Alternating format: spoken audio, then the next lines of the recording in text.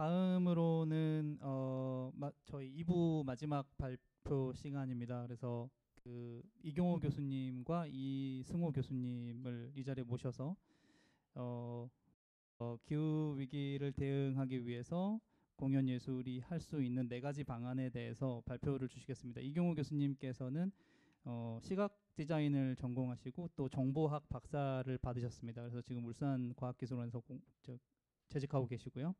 그래서 AI와 빅데이터를 통해서 그걸 예술과 접목하여 공연과 시각 예술을 과 연구를 진행하고 계십니다. 그리고 이승우 교수님께서는 유니스트 디자인학과에 계시지만 또한 탄소중립대학원에서 겸직하고 계시고요. 국립현대미술관, 그다음에 과창과학관과 지속적으로 지속 가능성에 대해서 연구를 진행해 오셨습니다. 두 분 박수로 맞아 주십시오.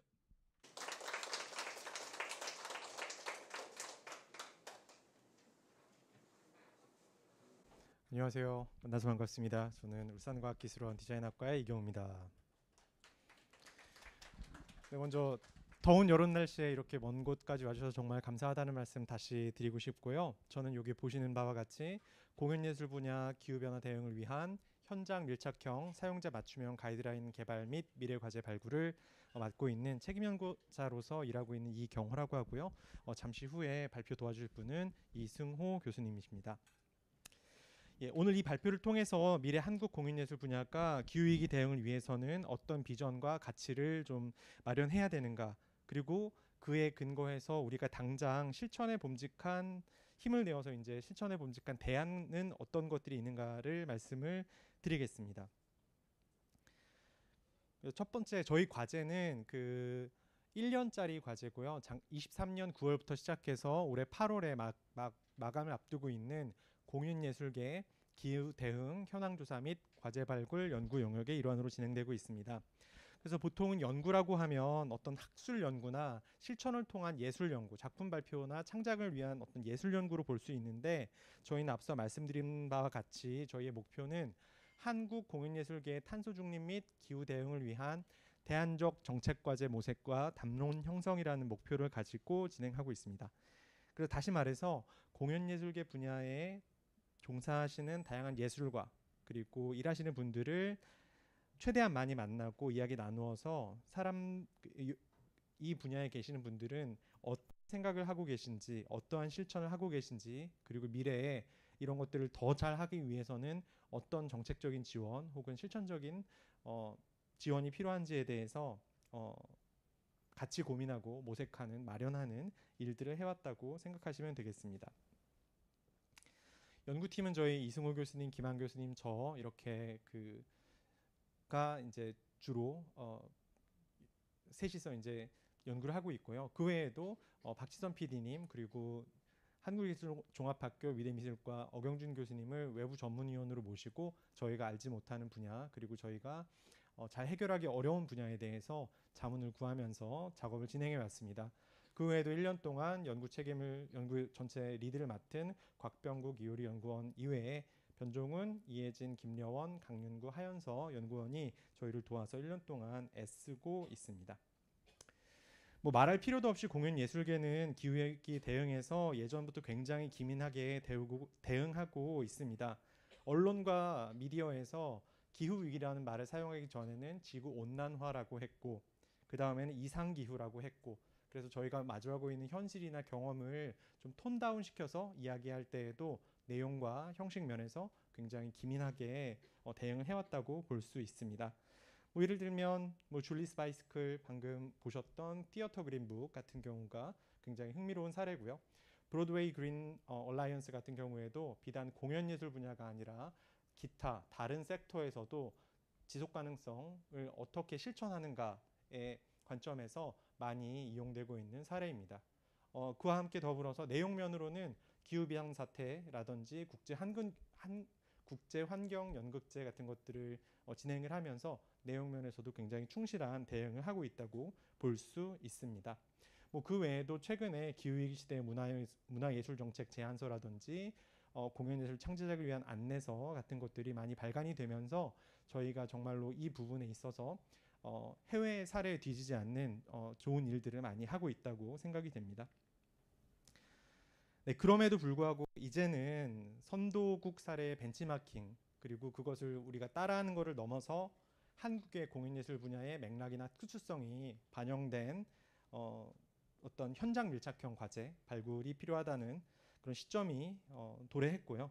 그리고 두 번째로는 하향식 위에서 내려오는 어떤 정책이라든지 과제 추진이 아닌 현장에 계신 예술가와 현장에 계신 종사자분들이 상향식으로 그리고 더 주체적으로 충분한 동기부여를 가지고 일을 추진해 나갈 수 있도록 하는 로드맵을 마련할 순간이 왔다고 느껴졌습니다. 그래서 지난 1년간 저희는 4개의 수행과업을 바탕으로 해서요. 첫 번째로는 국내외 다양한 사례와 이론들을 분석해서 이론적인 틀을 만들고요. 그걸 바탕으로 우리의 공연예술계를 되짚어보기 위해서 어떠한 내용으로 어떠한 방식으로 접근해야 되는지를 결정했습니다. 그리고 그를 바탕으로 인터뷰, 설문조사, 코디자인 워크숍 등을 통해서 창발적인 대안들 그리고 대안적인 미래들을 많이 조망을 했고요. 지금 저희가 있는 단계는 수행과업 4번째고요. 그 실질적으로 어떤 정책이나 어떤 실행 과제들이 우리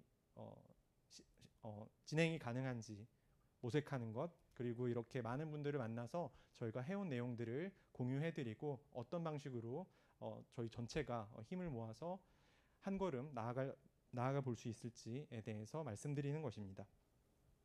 그래서 문헌 및 사례조사 과정을 통해서 한 53건 거의 전수조사를 진행을 했고요. 그래서 사태의 심각성이나 저희가 타 영역으로부터 적용할 수 있는 것들, 배워올 수 있는 것들을 모색을 했고요. 35회 인터뷰를 통해서 전국 각지의 공연예술의 다양한 가치 사슬에서 일하고 있는 분들과 만나 뵈었습니다. 또 그와 동시에 한 분 한 분 그 만나 뵈는 것도 중요하지만 어떤 거시적인 안목도 필요하기 때문에 5개월 동안 설문지를 통해서 789건의 설문지 응답을 확보를 했고요. 그것을 통계적인 방식으로도 분석을 해서 저희가 실제 만나 뵌 분들이 말씀하시는 것과 공연예술 전반이 느끼는 것이 실제 얼마나 같고 다른지에 대해서 분석하는 시간을 가졌습니다. 그리고 마지막으로는 대안 모색, 과제 발굴을 위해서 수도권, 전라, 경상 이렇게 각 지방, 지역별로 저희가 최대한 많이 리치아웃해서 4번 워크숍을 진행했고 73분을 만나서 여러 가지 시사점을 도출했습니다. 그래서 그 결과 공연예술계가 앞으로 추구해 봄직한 미래적인 비전, 방향에 대해서 저희가 정의를 했고요. 그 부분에 있어서는 이승우 교수님이 이어서 발표를 해주시겠습니다.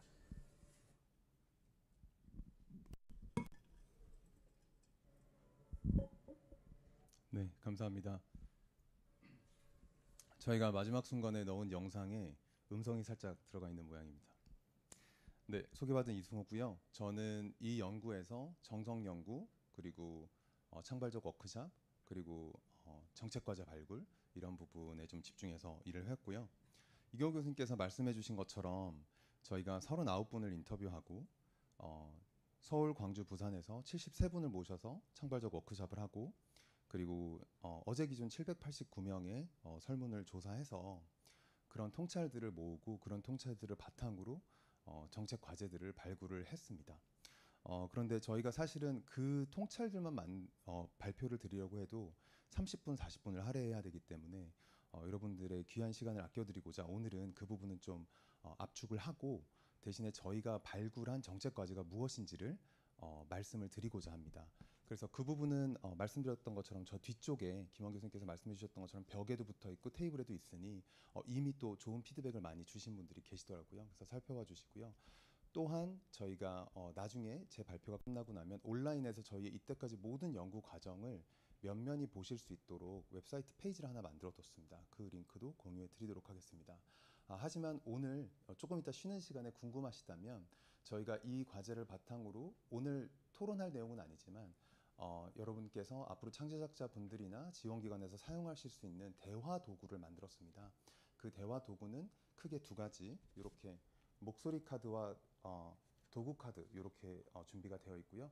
그 노란 카드와 파란 카드가 저쪽에 원탁에 낮은 원탁에 마련되어 있으니 혹시 궁금하시면 쉬는 시간에 살펴보시는 것도 좋을 것 같습니다. 그래서 이렇게 저희가 이 내용을 모두 다 전달해 드릴 수는 없지만 아주 짧게 요약을 하자면 저희가 얻은 통찰은 다음과 같습니다. 저희가 만난 창제작자 분들은 일종의 무력감과 허탈감을 느끼고 계신 것 같았습니다. 뭔가를 열심히 하고 있는데 뭐 축제 탄소 배출의 90%가 관객의 이동에서 나온다고 하고 내가 어떤 노력을 해도 에너지의 80% 이상은 결국 건물이 사용하고 탄소 배출량이 나오고 거기에서 창제작자로서 할 수 있는 노력들에 비해서 죄책감이나 무력감이 느껴지시는 거죠. 그리고 막상 실천을 하고자 하는 의지를 가지고 계신 분들도 막막한 부분이 있다고 하셨습니다. 정보가 부족하거나 주변에서 나한테 조언을 해줄 사람들이 부족하거나 그리고 진입장벽이 너무 높은 것이죠. 아까 트래시버스터스 대표님께서도 말씀해 주셨던 것처럼 비용이 너무 높거나 아니면 결국은 사람이 더 많은 일을 해야 되는데 인력이 부족하거나 하는 부분들 때문에 실천을 하기가 어렵거나 실천을 하고 계시다가도 포기하시는 경우도 볼 수 있었습니다. 그리고 이런 모든 측면에서 전문가가 부족하고 조언을 해주실 수 있는 데 부족하고 또 적절한 지원 정책이 부족해서 그런 것들에 대한 어려움을 토로하시는 분들이 많이 있었습니다. 그래서 이것들을 바탕으로 저희가 정책 패키지를 4가지를 만들었는데요. 그 정책 패키지의 바탕이 되는 비전부터 소개해드리도록 하겠습니다. 키워드는 효능, 자발성, 자생적 생태계입니다. 실천의 효능을 느끼고 내재화할 수 있는 환경을 제공해드리고 이해관계자가 자발적으로 기후위기 대응을 실천할 수 있는 그런 자생적 생태계를 만드는 것이 저희 연구 결과물이 만들어낸 비전입니다. 결국은 본인이 가지고 있는 어떤 내적 동기가 인식을 통해서 활성화되고 그것을 통해서 아주 작은 실천이라도 실천을 함으로써 결국 그것들이 외부의 평단이나 관객들의 어떤 평가를 받고 그것들이 외적 효능감으로 작용하여서 인식과 실천이 선순환을 이루는 그런 비전을 저희가 그려보았습니다. 이것을 위해서 저희가 굉장히 중요하게 생각하는 핵심 가치 6가지가 있는데요. 첫 번째로 태도의 측면에서는 개방성과 존중과 포용입니다. 두 번째로 실천의 측면에서는 모든 것을 다 할 수는 없으니 선택하고 집중하는 것이고 그리고 결과보다는 과정에 집중하는 것입니다.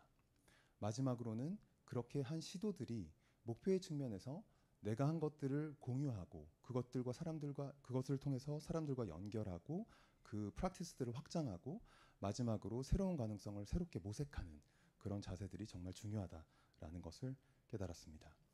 이런 것들을 바탕으로 저희가 11개의 정책 발굴을 했고요. 이것들을 저희가 박지선 PD님과 어경준 교수님과 면밀하게 토론하고 검토한 결과 8개 정도로 압축된 결과물을 4개로 묶었습니다. 그것들을 제가 지금 말씀을 드릴 텐데요. 사실 저 뒤에 붙어 있어서 이제 미리 읽어보신 분들도 계시겠지만 사실은 여기 있는 디테일 하나하나들이 한 문장 한 문장 한 단어가 저희가 굉장히 많이 신경을 쓴 단어들입니다. 하지만 결국은 이것들은 저희가 나타내고자 하는 방향성을 드러내는 표현들일 뿐 이 디테일들은 바뀔 수 있다고 생각합니다. 그렇기 때문에 여기 와 계신 모든 분들 그리고 창제작자분들 그리고 지원기관에 계신 분들의 목소리가 너무 중요하고요. 그런 것들을 저희한테 주실 수 있는 여러 장치들을 마련해 두었습니다. 첫 번째 정책 방향성은 실천 사례를 발굴하는 아트코리아랩 워킹그룹입니다. 우리가 이때까지 봤던 여러 좋은 사례들은 사실 영국에서 출발한 영국 제작극장 중심의 사례인 것도 많이 있고요.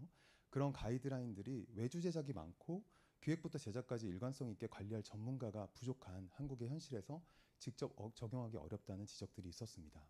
그래서 아트코리아랩 기후위기 대응 워킹그룹은 이 워킹그룹을 만들므로 인해서 한국 공연예술의 맥락에 맞는 그런 실천 사례를 발굴하고 동시에 이런 특수성을 잘 이해하는 전문가를 육성하는 그 2마리 토끼를 동시에 잡고자 하는 과제입니다.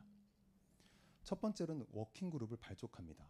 기획, 제작, 유통, 홍보, 마케팅 중 한두 개 이상 분야에서 탄소 저감과 기후위기 대응을 위한 실천을 해보셨던 경험을 가진 분들을 중심으로 전문가 그리고 탄소 전문가 한 분을 포함해서 5명 정도의 워킹그룹을 발족합니다. 저희가 다른 단어를 찾기가 어려워서 워킹그룹이라는 단어를 쓰는데요. 사실은 일반적으로 우리가 생각하는 자문단은 아니고요.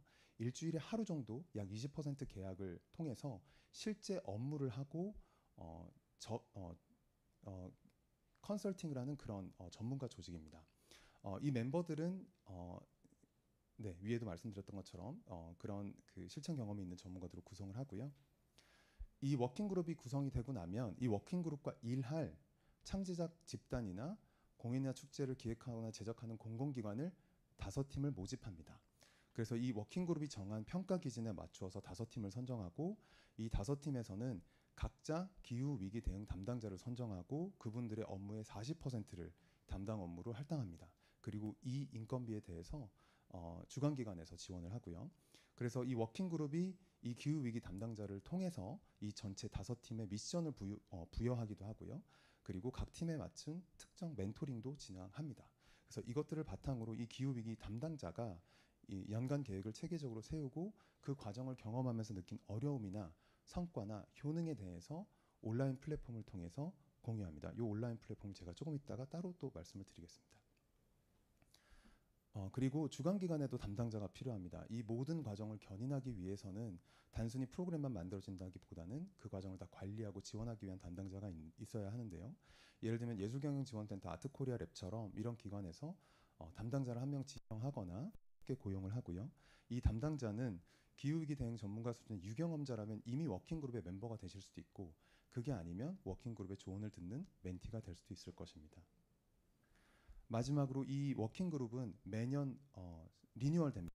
새롭게 1년간 체계적으로 실천 사례를 만든 기후위기 대응 담당자 중에 2명을 다시 모셔서 기존의 워킹그룹의 멤버들을 대체하고요. 그렇게 함으로 인해서 공연예술계의 그 전문가 숫자가 늘어날 수 있도록 기획했습니다. 두 번째는 이 워킹그룹에 만들어지는 사례들을 홍보하고 더 많이 공유하기 위한 플랫폼입니다.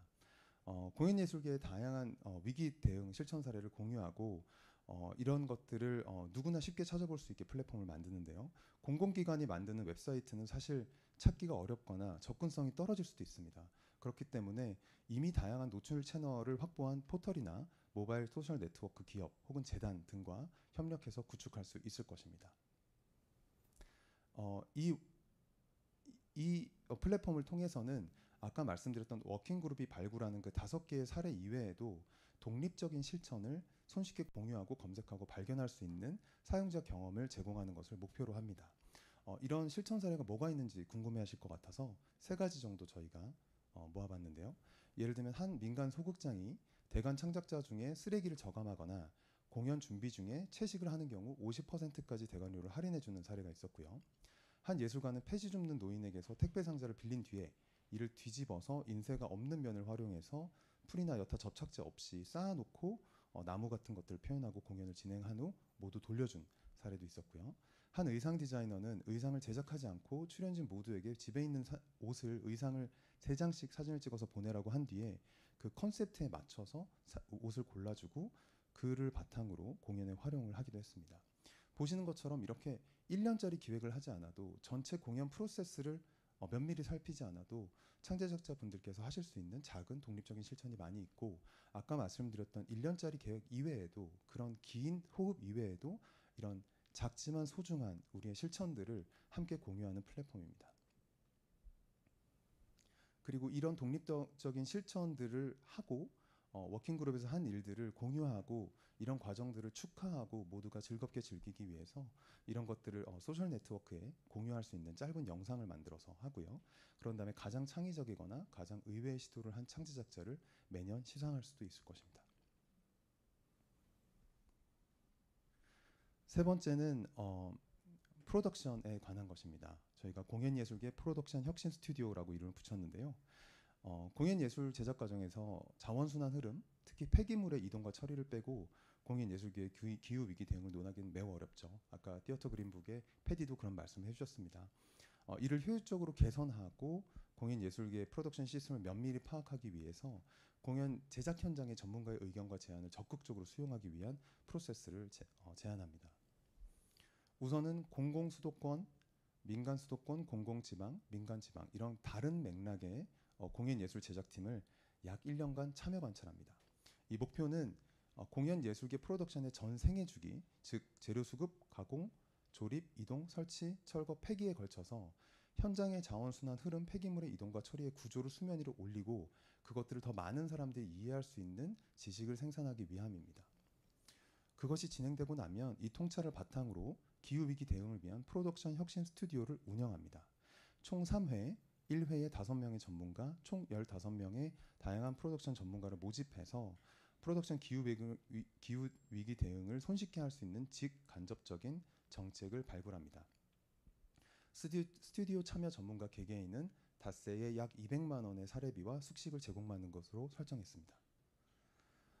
이 혁신 스튜디오는 현장을 가장 잘 이해하시는 분들이 가장 효과적인 방법들을 만들어낼 수 있다라는 아이디어로 시작됐고요. 그래서 이 기후위기 대응 생태계를 활성화하기 위한 다양한 아이디어를 탐험할 수 있습니다. 그런 예시를 들어드리자면 예를 들면 옛날에 우리가 그랬던 것처럼 마감과 구조를 분리한 무대 장치의 모듈화, 저탄소 재료 수급부터 폐기물의 최소화를 고려한 무대 장치 디자인, 그리고 소비와 보상 형태를 넘어선 선의와 명예 중심의 저작권 공유 방법, 여기 블렛이 하나 빠졌습니다. 죄송합니다. 마지막으로 가까운 극장 간 공동 제작을 통한 무대 장치 공유, 이런 것들이 있을 수 있겠습니다.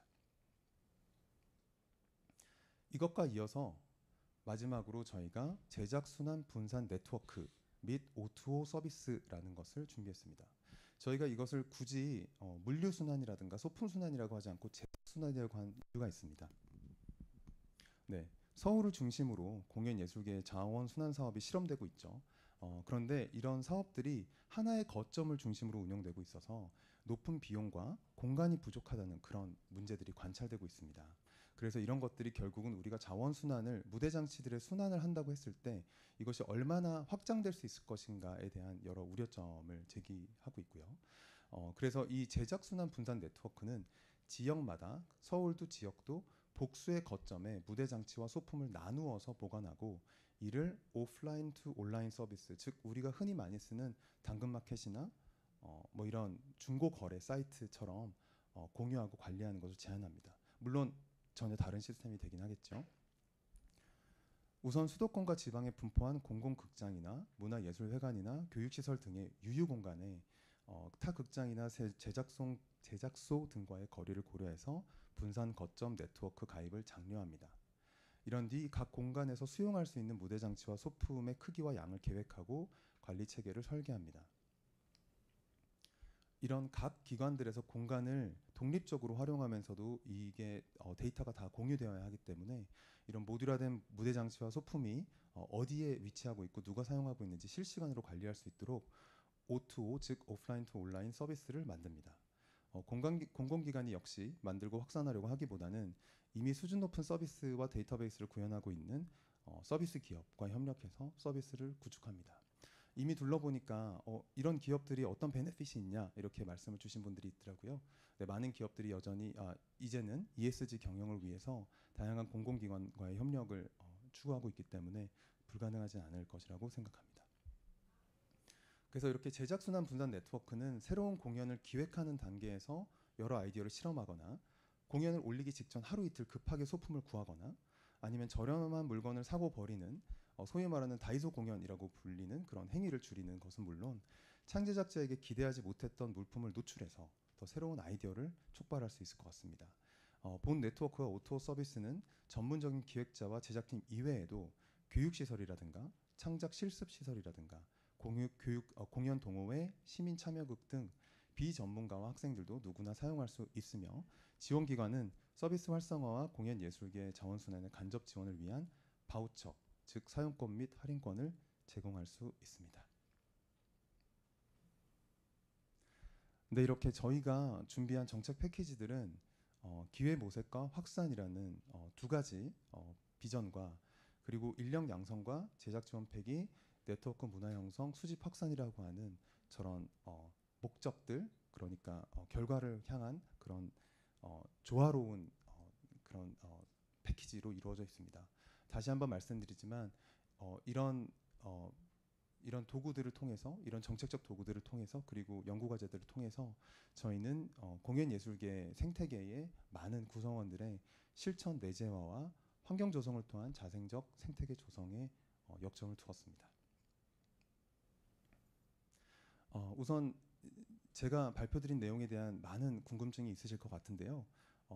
그 저희가 이 쉬는 시간 이후에 이루어질 패널 토론이 바로 그 내용이기 때문에 질문은 생략하도록 하고요.